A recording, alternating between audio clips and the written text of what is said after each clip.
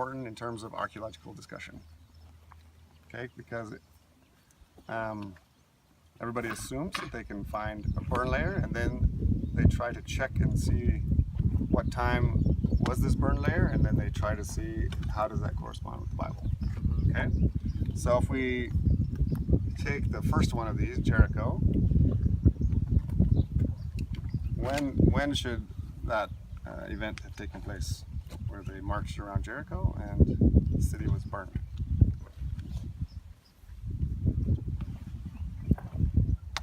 It depends on the chronology of the Exodus. Okay, so it depends on the chronology of the Exodus. What are usually the two main contenders? There's a lot of different opinions about that, but when would they be? The main one, I think, is 1446, right? 1446, and they would have got to Jericho in 1406, more or less. And the other one? Usually between 1250 and 1200, somewhere in there. Okay. Why do we have vastly different opinions? These aren't close together. Why do we have vastly different opinions about when these might have occurred, when this event might have occurred? Because it depends on the date that is in when Solomon dedicated the temple is supposed to be 480 years. Okay, so we have ways of counting. It also relates to who you think the Exodus Pharaoh was, and it also relates to archaeology. These sites in particular, when did they find burn layers in all of these sites? Yes. So first of all, Ai is still under debate as to where it is. So basically Ai is out of the picture, although for practical purposes. Hasn't really been, it's not agreed on exactly where it is, although I certainly have my opinion.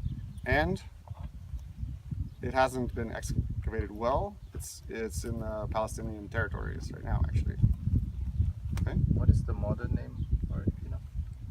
I consider it to be Et Tel. This is another Et Tel, right? Mm. There's more than one place called Et Tel. But there's a few people that have different opinions about that.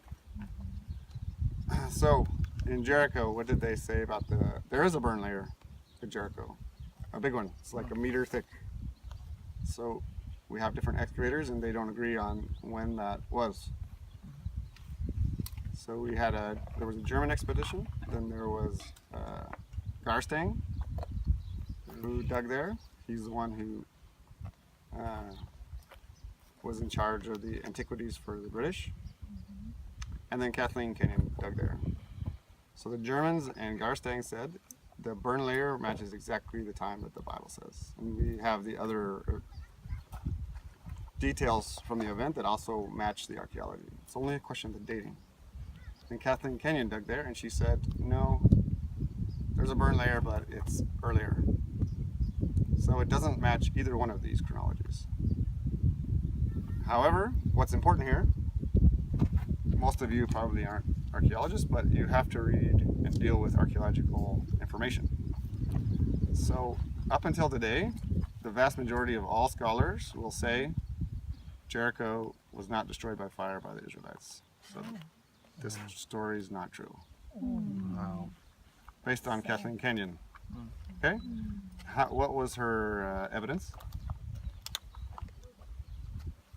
It was negative evidence. She was looking for some pottery that she felt that she should find specifically in this part of the dig, and she said she didn't find it. However, her excavation wasn't even published in her lifetime. It was published decades afterwards. So what everybody says is based on what she said in popular works, not based on even on an excavation report that verifies what she did or didn't say.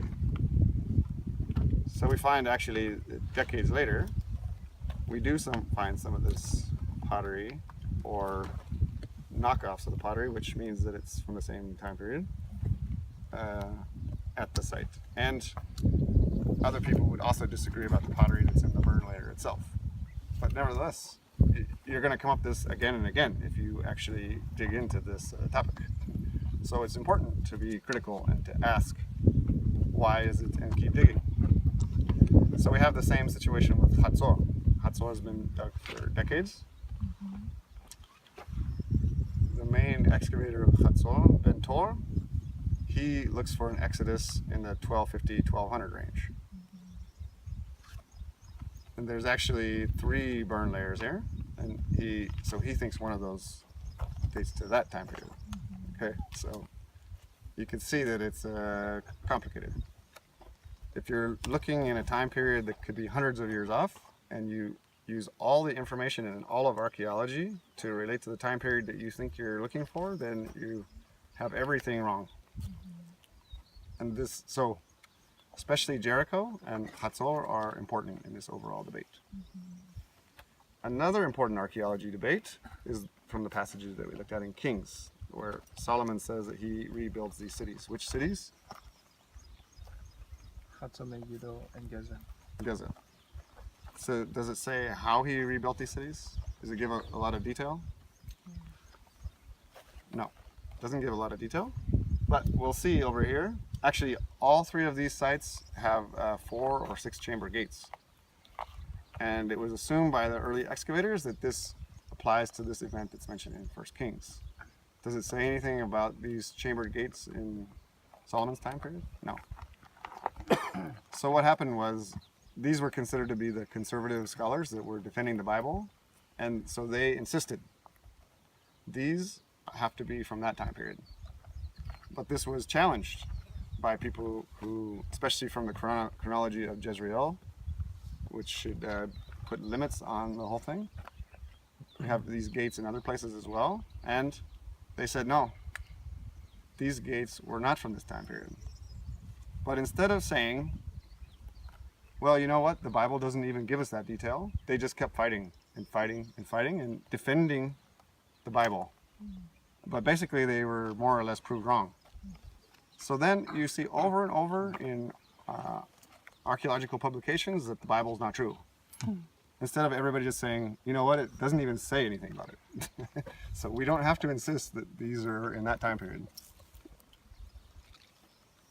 So there's just some important lessons in terms of overall scholarship that we learn from these sites in particular.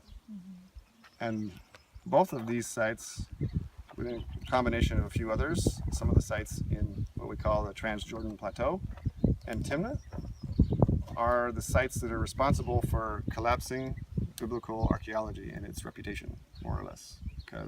And a lot of it has to do with arguments about this. Also, Timnah. It's nothing mentioned in the Bible. It's not even mentioned in the Bible. There's a huge, ugly fight over what the date of Timnah was. It's not even mentioned in the Bible. And so the conclusion is the Bible's not right because Rothenberg supposedly proved that there was nobody there in the 10th century, which actually our expedition proves that this is the main period. So, so in any case, they're just, it's important to, when you read these types of articles, that you really start with the foundation, which is the Bible itself. And you look and see what it does say or it doesn't say. So where do you think it's the Exodus? So I would generally prefer the 1446, 1406. But in any case, archaeology is not an easy science. It's not easy just to prove things. I do believe that this is the pottery that's in the burn layer in Jericho. This is the right time period for that, for example, in my opinion. Where's Jericho?